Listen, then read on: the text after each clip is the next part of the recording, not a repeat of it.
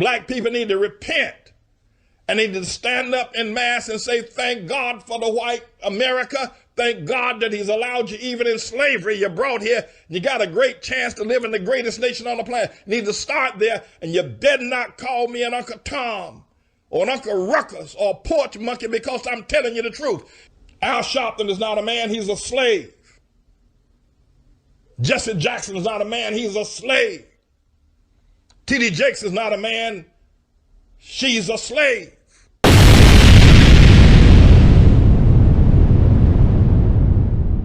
Pastor Manning, very controversial black pastor. He seems to have a very interesting take on the experience of the black man in America. This video has been around for a little bit, and I've always wanted to do reaction to it. So let's just jump into it, man. And you tell me what your opinion is in the comments, man. Let's go ahead and take a look, man. Pastor Manning. Now, when you look at black people, you look at the African American people, what you will see are a people that, of all the people on the planet, have been the easiest people in time and antiquity to enslave. Nobody, no other people, while there have been enslavement, there have been nation capturing nations. When America came here and took this nation from the American Indians, the Navajo, the Arapaho, the Cherokee, the Blackfoot, all of that, America could not enslave the Indians. They wouldn't do it. They would not be slaves.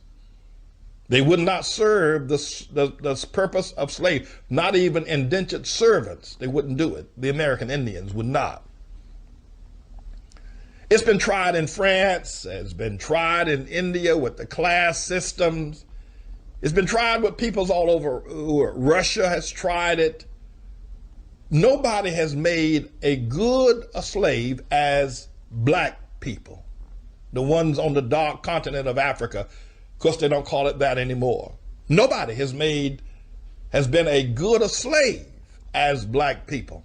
Now, I'm not saying this because I dislike black people. I live in a black skin. I live under, well, I suppose culturally people will identify me as an African American, and I live in a black skin. The name that I have, James Manning, comes from the Irish that lived in South Carolina that gave liberty to my father and my mother. But I live in a black skin.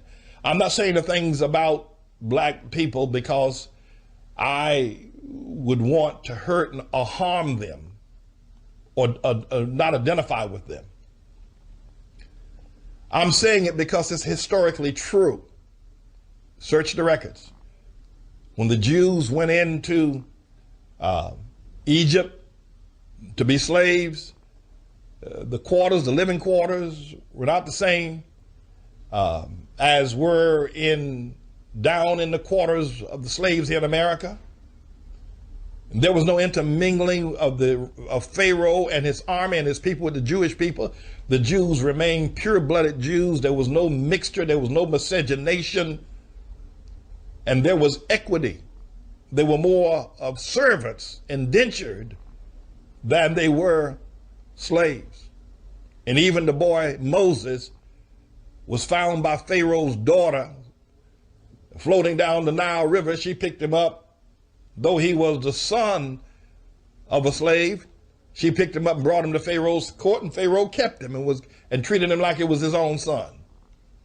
Nobody on the planet Earth has ever been as willing a slave as the so-called black man, the so-called African-American man. Nobody has ever been.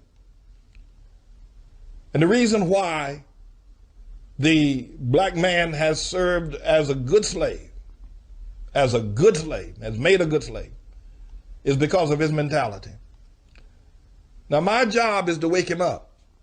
My job is to bring the stark truth that has caused him to behave the way he behaves, live the way he lives, kill and cut and lie and cheat and be dependent My job is to clean all that up, tear all that up, and make him a man, because he's not a man now. Jesse Jackson is not a man. Al Sharpton is not a man. Black leaders, T.D. Jakes is not a man. Barack Hussein Obama is not a man. They're slaves. They still have the slave mentality. Louis Farrakhan is not a man. They're slaves. They're still slaves. They have not yet, if they were men, then black people would not be living, doing, killing, living at the bottom of the world's social register, have died out. Where there was in 1965, there were 40 million blacks, Afro-Americans, or Negroes in America. Now there are only 30 million. 10 million have died. 2 million are in prison because black people have not become men and women yet. They're still slaves.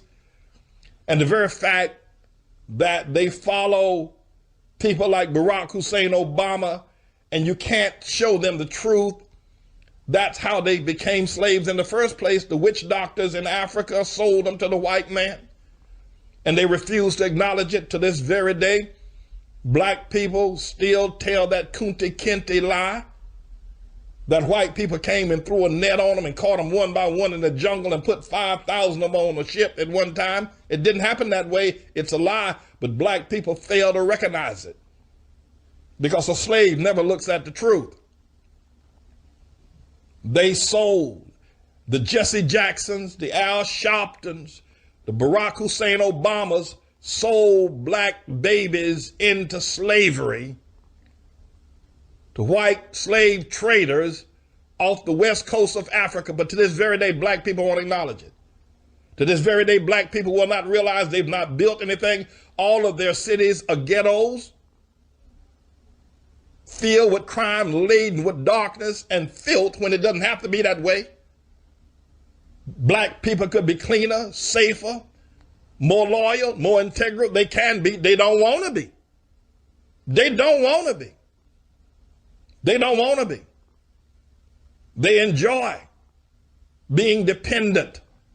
They enjoy the lies of the Democratic Party that keeps them dependent. They enjoy hearing somebody say, we'll build a house for you. You don't have to build your own. I have a question. Is there credence to what he's saying? You take a look at what's happening now with SNAP benefits, right? The EBT. You have people losing their mind because the government cut off SNAP benefits. And before the government cut off SNAP benefits, people were losing their mind. They were encouraging people, hey, just go to the stores and take what you want. This is what we'll do. So when this brother is speaking, Pastor Manning, is he lying? You know, you might not agree with what he says, right? But the truth of the matter is, in Africa, Africans sold Africans to slavery. He's right. That is one of the biggest lies, man, is that Europeans went over to Africa and captured a bunch of Africans and put them into slavery. No. You know, more and more of that information is actually coming out. You had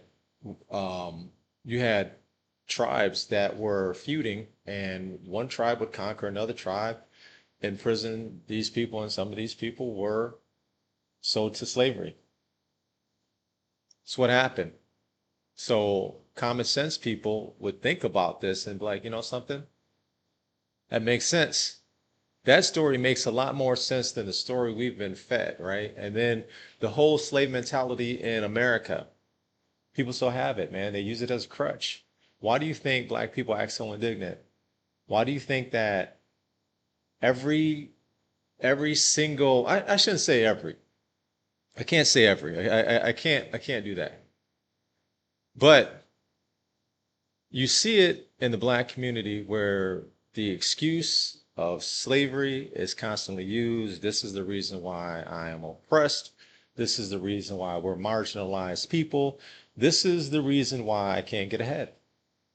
You have so many people that have that mentality. They actually preach that ideology to younger black people. And that mentality just keeps going forward because people will use it as a crutch. I mean, take a look. Somebody gets pulled over by the cops, man. They're super indignant. As soon as the cops has had enough, puts their hands on them, throws the cuffs on them, now all of a sudden they become a victim. It's that victim mentality. Is there credence to what Pastor Manning is saying? We'll build a school for you. You don't have to build your own. It's in their hearts. It's a curse. All these groups growing up, white people are the devils, and the Jews, real Jews, are the black people. All this confusion, all this prosperity, talking in tongues, blasphemy, Pentecostal, Baptist, Methodist foolishness. Al Sharpton is not a man, he's a slave. Jesse Jackson is not a man, he's a slave. T.D. Jakes is not a man, she's a slave. Cornel West is not a man, he's a slave.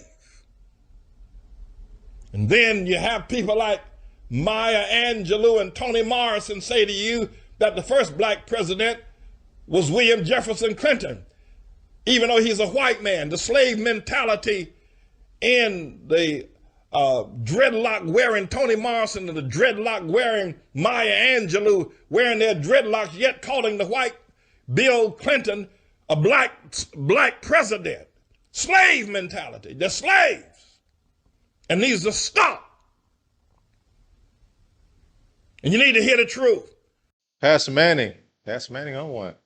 Now, you all know, if you were around that time, man, and you hear a lot of the things that are talked about when it comes to Bill Clinton, one of the things they talk about, of course, is Monica Lewinsky.